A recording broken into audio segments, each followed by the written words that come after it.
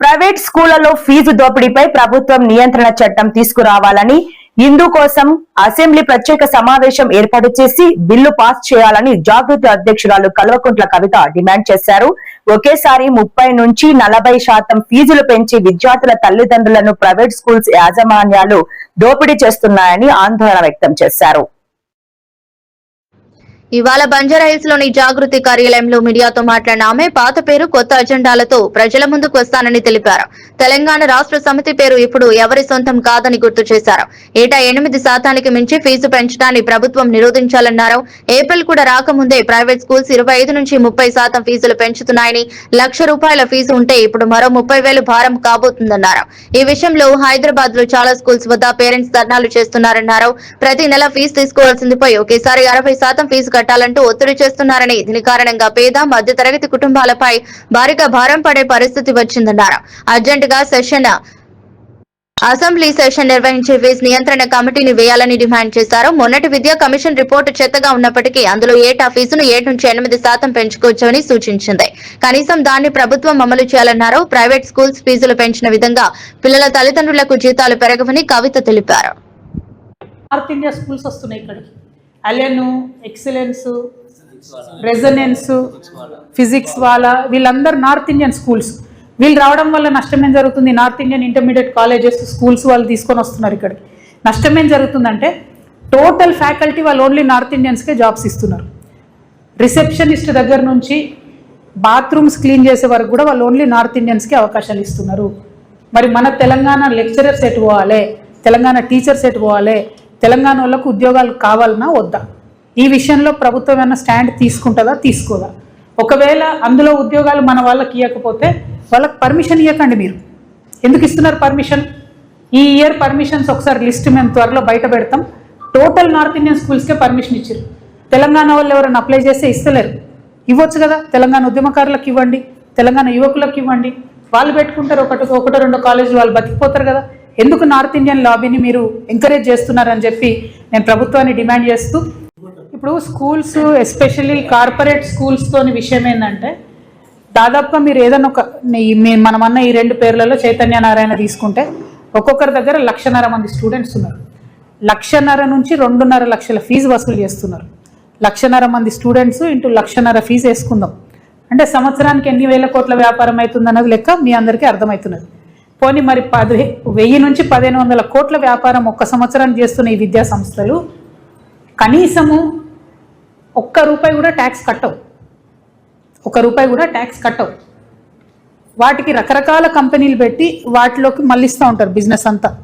దోబికి local వాళ్ళకి అవకాశం ఇయ్యరు, ఫుడ్ వండటానికి లోకల్ వాళ్ళకి అవకాశం ఇయ్యరు, షూస్ లోకల్లో ప్రొక్యూర్ చేయరు, డ్రెస్సులు లోకల్లో ప్రొక్యూర్ చేయరు.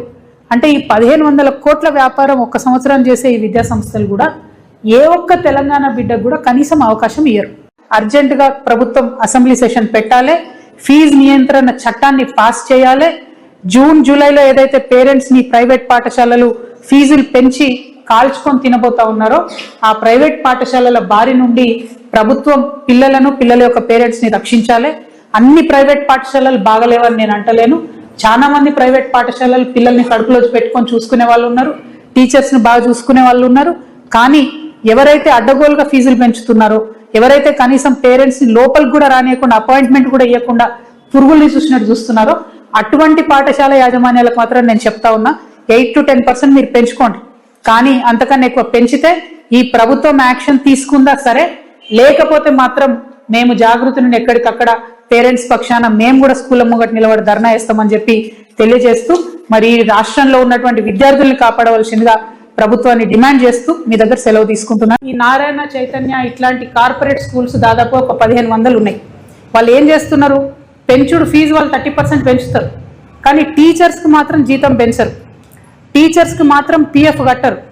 ప్రైవేటు పాఠశాలలలో వేల మంది యువకులు పనిచేస్తూ ఉన్నారు. వాళ్ళ జీవితాలు దుర్భరంగా ఉన్నాయి. 15,000కి ఇస్తున్నారు జీతం, అంతకుమించి ₹1 ఇయ్యరు, PF కట్టరు. ఈవేళ నేను నగరంలోని పబ్లలో డ్రగ్స్ వినియోగాన్ని అరికట్టేందుకు పోలీసులు ముమ్మర తనిఖీలు చేపట్టారు. ఈ క్రమంలో కొండాపూర్లోని క్వాక్ ఏరీనా పబ్ పై ఈగల్ టీం స్థానిక పోలీసులు సంయుక్తంగా ఆకస్మిక దాడులు నిర్వహించారు. ఈ తనిఖీలు పబ్ లో ఉన్న వారందరినీ ఒక్కసారిగా ఉలిక్కి పడేలా చేశాయి. ఈ పార్టీలో టాలీవుడ్ సీనియర్ నటి హేమ కూడా పాల్గొనడం చర్చనీయాంశంగా మారింది. పబ్ పై దాడి జరిగిన సమయంలో ఆమె అక్కడ ఉండటంతో రకరకాల ప్రచారాలు జరిగాయి. దీనిపై ఆమె తక్షణమే స్పందిస్తూ సోషల్ మీడియాలో ఒక వీడియోను విడుదల చేశారు. నాకు నిర్వహించిన డ్రగ్స్ టెస్ట్ లో నెగిటివ్ వచ్చింది. నేను ఏ తప్పు చేయలేదు. దయచేసి నాపై అనవసరంగా దుష్ప్రచారం చేయవద్దని ఆమె ఆ వీడియోలో స్పష్టం చేశారు. మరోవైపు నగరంలోని పబ్ల యాజమాన్యులు నిబంధనలు అతిక్రమించిన డ్రగ్స్ వంటి అసాంఘిక కార్యకలాపాలకు పాల్పడిన కఠిన చర్యలు తీసుకుంటామని పోలీసులు హెచ్చరించారు. పబ్లలో సీసీ కెమెరాల నిఘాతో పాటు నిరంతరం తనిఖీలు కొనసాగుతాయని వెల్లడించారు. ఈవేళ నేను పబ్కి వచ్చాను క్వేక్ కి. సో అక్కడ నా యూరిన్ తీశారు శాంపిల్. సో నెగిటివ్ వచ్చింది. కనిపించిందా? నెగిటివ్ వచ్చింది. రేపు మళ్ళీ నేను ఈ వీడియోని పోస్ట్ చేస్తాను. Thank you. మీ హేమకి ఎప్పుడు తప్పలేదు. జెన్యున్ గా ఉంటుంది, ముక్కు సూటుగా ఉంటుంది. Love you all.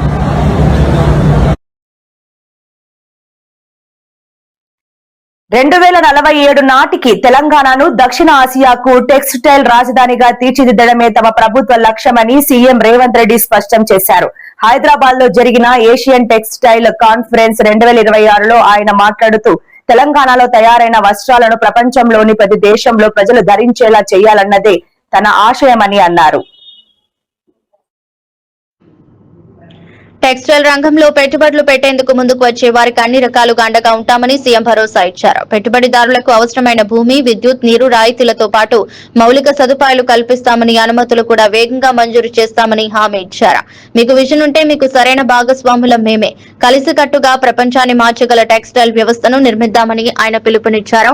తెలంగాణ వస్త్రాలకు ఘనమైన చరిత్ర ఉందని, పోచంపల్లి ఇక్కత్, గద్వాల చీరల నుంచి వరంగల్ డల్లిరెల వరకు ఎన్నో ప్రత్యేకతలున్నాయని సీఎం గుర్తు చేశారు. దేశంలోనే అత్యధికంగా నాణ్యమైన పత్తిని ఉత్పత్తి చేస్తున్న రాష్ట్రంగా తెలంగాణకు ప్రపంచ వ్యాప్త గుర్తింపు ఉందని తెలిపారు.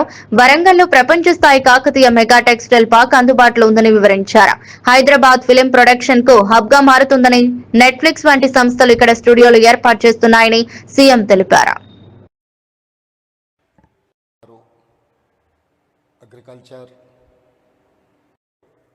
We have best human resources.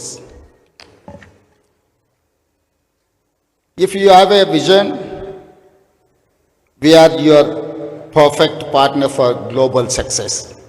Together, we can create an end-to-end textile ecosystem which can be a game changer for the world.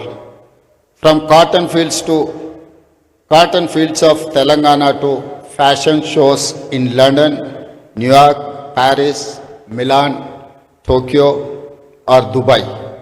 We will be your partners across the value chain. Hyderabad is a film production destination for not only India but the world. Recently, Netflix opened Island Studios here. I only inaugurated that Netflix Island. We have Tollywood and Bollywood using Hyderabad as a base, and now Hollywood has made its debut. We will encourage film industry to source their fashion also us. Environmental sustainability is our top priority, so we will create green textile hubs.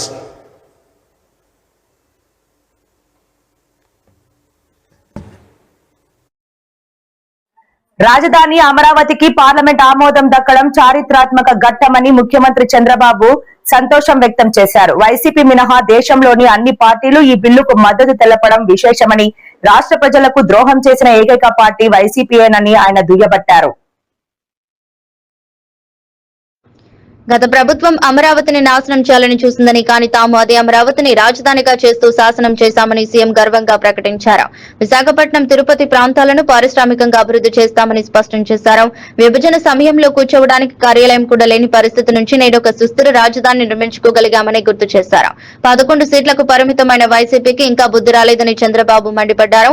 రాజధానిని నిర్ణయించే అధికారం parliament కు లేదనడం వారి అజ్ఞానానికి నిదర్శనమన్నారు. తెలుగు రాష్ట్రాలు విడిపోయినా తెలంగాణకు తాను ఎప్పుడు వ్యతిరేకం కాదని చంద్రబాబు స్పష్టం చేశారు. ఉమ్మడి రాష్ట్రానికి 9 ఏళ్లు సీఎంగా పనిచేసిన అనుభవంతో 2 రాష్ట్రాల ప్రజల కోసమే హైదరాబాద్ ను అభివృద్ధి చేశానని చెప్పారు. కోట్ల ఆంధ్రుల చిరకాల స్వప్నం సాకారమైంది. పార్లమెంటు సాక్షిగా నవ్యాంధ్ర ఏకైక శాశ్వత రాజధానిగా మన అమరావతికి చట్టబద్ధమైన సింహాసనం దక్కింది. The bill is passed. ఇక మన రాజధానిని భవిష్యత్తులో ఏ దుష్టశక్తులు మార్చలేని విధంగా, మరే కుట్రలు పనిచెయ్యని విధంగా దేశ అత్యున్నత చట్టసభ బలమైన రక్షణ కవచాన్ని ఏర్పరిచింది. ఈ మహాఘట్టం వెనుక కూటమి ప్రభుత్వ అకుంఠిత దీక్ష ఉంది. సీఎం చంద్రబాబు గారి దార్శనికతకు మంత్రి నారా లోకేష్ వ్యూహాత్మక అడుగులు తోడై ఈ అద్భుతాన్ని ఆవిష్కరించాయి. రాష్ట్ర భవిష్యత్తుకు అమరావతి ఆవశ్యకతను కేంద్రానికి స్పష్టంగా కళ్లకు కట్టినట్లు అర్థమయ్యేలా వివరించి, కేంద్ర పెద్దలతో నిరంతర చర్చలతో అమరావతి బిల్లు రూపుదిద్దుకునేలా చేసి, అన్ని పార్టీలను ఒప్పించి అమరావతి బిల్లుకు పార్లమెంటులో సంపూర్ణ మద్దతు కూడగట్టడంలో మంత్రి లోకేష్ చూపించిన చొరవ అసామాన్యం. రేపటి నవ్యాంధ్ర ప్రపంచపటంలో విశ్వనగరంగా సత్తా చాటిన, ఆంధ్రుల రాజధాని వైపు యావత్ ప్రపంచం అబ్బురంగా చూసిన, భవిష్యత్ తరాలు ఈ మహానగరంలో గర్వంగా జీవించిన, దానికి ఏకైక కారణం నేడు చట్టసభల సాక్షిగా కూటమి ప్రభుత్వం నారా లోకేష్ నిర్మించిన ఈ ఉక్కు పునాదే. కక్ష కట్టారు, రైతుల పోరాటాలు చేశారు. ఒకరోజు 2 రోజులు కాదు. నా లెక్క ప్రకారం ప్రపంచంలో ల్యాండ్ పోలింగ్లో భూమి ఇచ్చి 1631 రోజులు పోరాటం చేసిన ఏకైక ఉద్యమం అమరావతి ఉద్యమం. మామూలుగా వాళ్ళని చేయలేదు. వాళ్ళ కౌంటర్గా పెయిడ్ ఆర్టిస్టులను పెట్టి కౌంటర్ క్యాంపులు పెట్టారు. ఎక్కడెక్కడో తీసుకొచ్చి పెట్టించారు. ఏది నిలవలేకపోయింది. హింస, కేసులు, వేధింపులు, ఎస్సీలపైనే ఎస్సీ అట్రాసిటీ యాక్ట్ పెట్టి జైలుకు పంపించడం, నా మీద రాళ్లతో కర్రలతో దాడి చేసి, చెప్పులతో దాడి చేసి, కడాన ఆనాటి డీజీపీ సమర్థించుకున్నాడు ప్రజాస్వామ్యాలు ఇవన్నీ సాధ్యమని. పవన్ కళ్యాణ్ పోతే ముళ్ళ కంపేసి ఆయన నిలవరించే పరిస్థితికి వచ్చారు. 2022 మార్చి 5న అమరావతి ఏకైక రాజధానిగా అభివృద్ధి చేయాలని హైకోర్టు నిర్ణయించడం, సుప్రీంకోర్టు దాన్ని అప్పీల్ చేయడం, ఆ హైకోర్టు జడ్జి ట్రాన్స్ఫర్ అయ్యి వెళితే రైతులంతా కూడా పూలు తీసుకొచ్చి సగం కాళ్లపై నిలబడుకొని నీల్ డౌన్ అయ్యి వారికి సెండ్ ఆఫ్ ఇచ్చారు. మొత్తం ఆ రోడ్డు పూలతో అలంకరించి సెండ్ ఆఫ్ ఇచ్చి కృతజ్ఞతలు తెలియజేశారు.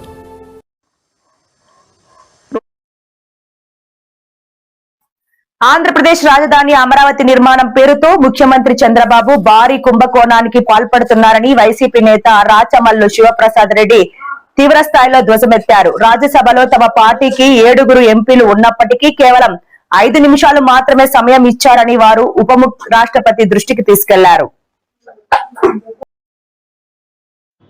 బంగారం పండించే 50,000 ఎకరాల భూములను రైతుల నుంచి దుర్మార్గంగా లాక్కున్నారని మండిపడ్డారు. 2 లక్షల కోట్ల వ్యయంతో 1,00,000 ఎకరాల్లో నిర్మాణం చేపడతామన్న బాబు గత 7 ఏళ్లలో కేవలం 80 కోట్లు మాత్రమే ఖర్చు చేశారని విమర్శించారు.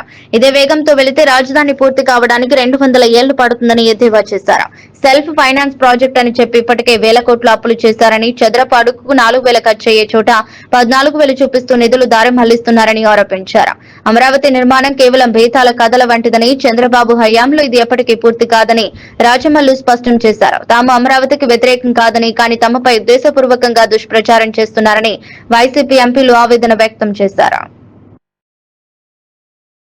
సభలో ఏ విధంగా వైఎస్ఆర్ కాంగ్రెస్ పార్టీ తరఫున అమరావతి ఏపీ రియాలైజేషన్ బిల్ చర్చ జరుగుతున్నప్పుడు ఏ విధంగా మా పార్టీ నాయకులకి కానీ నాకు కానీ సమయం కేటాయించకుండా వైఎస్ఆర్ కాంగ్రెస్ పార్టీ గొంతునకే కార్యక్రమం ఏ విధంగా చేశారో అనే అంశం ఈరోజు వైస్ ప్రెసిడెంట్ గారికి, రాజ్యసభ చైర్మన్ గారికి విపులంగా ఎక్స్ప్లెయిన్ చేయడం జరిగింది. అదేవిధంగా ఏ విధంగా వివిధ పార్టీల వాళ్ళు మాకు రాజ్యసభలో 7 మంది ఎంపీలు ఉన్నారు, లోక్సభలో 4 ఎంపీలు ఉన్నారు. ప్రతి బిల్లుపై డిస్కషన్ జరిగేటప్పుడు మాకు కనీసం అంటే 20 నిమిషాలు టైం ఇస్తారు వాళ్ళ రూల్స్ ప్రకారం స్ట్రెంగ్త్ను బట్టి. నిన్న మాకు కేవలం నేను మాట్లాడుతుంటే మా పార్టీ తరఫున 5 నిమిషాలు మాట్లాడినాకనే నా మైక్ కట్ చేసి టైం అయిపోయిందని చెప్పడం జరిగింది. చాలా దుర్మార్గం ఇది. కావాలని చేశారు, కొందరు ప్రోద్బలం చేశారనే మాకు అనుమానాలు ఉన్నాయని దీనిపై వివరంగా వైస్ ప్రెసిడెంట్ గారికి, చైర్మన్ గారికి ఎక్స్ప్లెయిన్ చేయడం జరిగింది. ఏ విధంగా మాకన్నా చిన్న పార్టీలైనటువంటి బీఆర్ఎస్కి కానివ్వండి, తెలుగుదేశానికి కానివ్వండి ఏ విధంగా సమయం ఇచ్చారో కూడా విత్ ప్రూఫ్స్ అన్నీ చూపించడం జరిగింది. మాకన్నా తక్కువ సభ్యులున్న బీఆర్ఎస్ పార్టీకి ఒక్కొక్కరికి 10 నిమిషాలు మాట్లాడే విధంగా 2 మాట్లాడించడానికి సమయం ఇచ్చారు. అదేవిధంగా రాజ్యసభలో తెలుగుదేశం సభ్యులు ఉండేది కేవలం 2. వాళ్ళిద్దరికీ 10 నిమిషాలు మాట్లాడే విధంగా టైం ఇచ్చారు. అంటే ప్రజల దృష్టిలో, దేశంలో ఉండే ప్రజలందరి దృష్టిలో వైఎస్ఆర్ కాంగ్రెస్ పార్టీ అమరావతికి వ్యతిరేకం అని దుష్ప్రచారం చేసే కార్యక్రమం చేయడానికి దీన్ని వేదికగా వాడుకున్నారని చెప్పి మేము ఈరోజు చైర్మన్ గారి దృష్టికి తీసుకోవడం జరిగింది. మేము 200 సంవత్సరాలు పడుతుంది మన రాజధాని. ఏ విధంగా 100 సంవత్సరాలకు ఆయన మరణించి, నారా చంద్రబాబు నాయుడు గారు 100 సంవత్సరాలకు మరణించి మళ్ళీ మన కోసం అవతరిస్తాడు. కేవలం మీకోసమే అవతరిస్తాడు. ఈ రాష్ట్ర ప్రజలను ఉద్ధరించడం కోసం మీకోసం మళ్ళీ పుడతాడు. ఈ రాష్ట్రంలోనే పుడతాడు, మళ్ళీ ముఖ్యమంత్రి అవుతాడు, మళ్ళీ 100 సంవత్సరాలు బతుకుతాడు, రాజధాని నిర్మాణాన్ని పూర్తి చేస్తాడు. నేనుంటానా, నువ్వు ఉంటానంటే మనం పాపులం. మనము పుట్టి ఉండం. ఒకవేళ పుట్టినా కానీ కుక్కల, నక్కల, పిల్లిల, పందిల, పశువులాగా పుట్టింటాం మనం పాపులం కాబట్టి. ఆయన పుణ్యాత్ముడు, దేవదేవుడైన వెంకటేశ్వర స్వామికి ఎంతో సేవ చేసినవాడు. లడ్డులో జంతువుల కొవ్వు కలిసిందని చెప్పిన అపారమైన జ్ఞాన సంపద కలిగిన వాడు. అందుకే ఆయనకు మళ్ళీ అద్భుతమైనటువంటి మానవ జీవితాన్ని ఆ దేవదేవుడు ప్రసాదిస్తాడు. మనం చూడకపోవచ్చు, కానీ మన భావితరాల పిల్లలు నారా చంద్రబాబు నాయుడు గారి నేతృత్వంలో 200 సంవత్సరాల తర్వాత మహేంద్రుడు అసూయపడగలిగినంత దేవతల రాజధానిని నిర్మిస్తాడంట. జనసేన నేత, రైల్వే కోడూరు ఎమ్మెల్యే ఆరవ శ్రీధర్ వ్యవహారం తెలుగు రాష్ట్రాల్లో సంచలన రేపిన విషయం తెలిసిందే. ఆయనపై ఓ మహిళ లైంగిక వేధింపుల ఆరోపణలు చేయడం తీవ్ర చర్చనీయాంశమైంది. తనకు న్యాయం చేయాలని అంటోంది.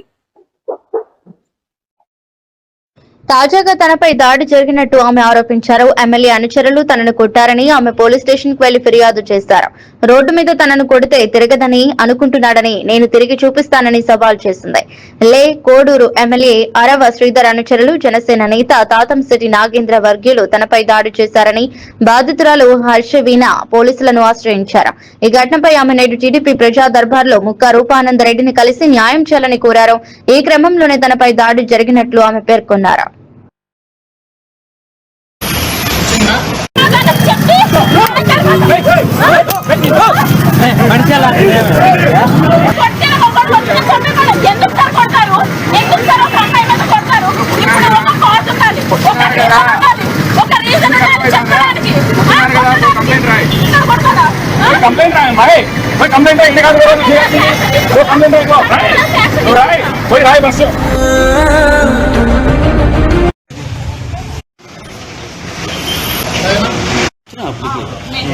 మూడు నిమిషాలు చూస్తుంటే నేను వచ్చి మళ్ళీ ఏమి ఈరోజు ఫిర్యాదు చేశాను అందరికి వచ్చాను. Madam good evening madam. Good evening madam ఎక్కడ ఉన్నారు మేడం? పోలీస్ స్టేషన్ లో ఉన్నానండి. మేడం నాకు ఫోన్ చేశారు, నేను మళ్ళా చేశాను, ఎత్తలేదు మేడం. చెప్పాలి కదా మేడం నాకు ఏం జరిగింది. నేను వస్తున్నాను. ఏం జరిగింది మేడం? మేమిద్దరం పూలు కొనడానికి వెళ్ళామండి టోల్ గేట్ దగ్గరికి. అక్కడికి ఒక 10 నిమిషాల తర్వాత అరవ శ్రీధరు, తాతంశెట్టి వాళ్ళు ఏదో కేక్ కోసుకోవడానికి అంట వచ్చారు. విషయాలు తెలీదు. సాయంత్రం కదా, బాబుకి ఏమైనా స్నాక్స్ ప్లస్ మేము పూలు అవన్నీ కొనడానికి వచ్చాము. మేము నిలబడి చూస్తున్నాము. చూస్తుండగా ఒకటేసారిగా తాతంశెట్టి నాగేంద్ర వచ్చి గోపి మీద గోపిని కొట్టేసి తాతం చెట్టు నాకేదో ఇంకొక హైట్ అతను ఎవరో ఉన్నారు, ఆ, గోపిని తరిమి తరిమి కొట్టారు రోడ్డు మీద. ఎవరు నీ వెనకలు వచ్చిన అతన్ని? ఆ, ఆ, తరిమి తరిమి కొట్టారు. ఎందుకు కొడుతున్నారు అని చెప్పేసి నేను గోపిని పట్టుకొని అడుగుతున్నాను. ఆ, నన్ను బూతులు తిట్టారు బాగా. ఆ, ఏడి విక్రమ్ ఇక్కడ వెళ్ళేసరికి మా బాబు ఆకలేస్తుంది అనేసి అంటే ఇంట్లో సామాన్లు పూలు వాడికి ఏమన్నా తీసుకెళ్దాము అనేసి టోల్గేట్ దాకా వచ్చాము. టోల్గేట్ దగ్గర ఫ్లవర్ దగ్గర ఆగాము. ఆగిన ఒక 10 నిమిషాలకి శ్రీధర్ కారు, తాతం శెట్టి కారు వచ్చింది. సరే వచ్చిందని చెప్పేసి మేము కామ్ గానే ఉన్నాము. ఏదో ప్రోగ్రామ్ చేసుకుంటున్నారు, సరే చేసుకోనివ్వండి అని చెప్పేసి మేము చూస్తున్నాము. శ్రీధర్ వచ్చాడు కదా అని చెప్పేసి నేను ఇలా తొంగి చూశాను అంతే.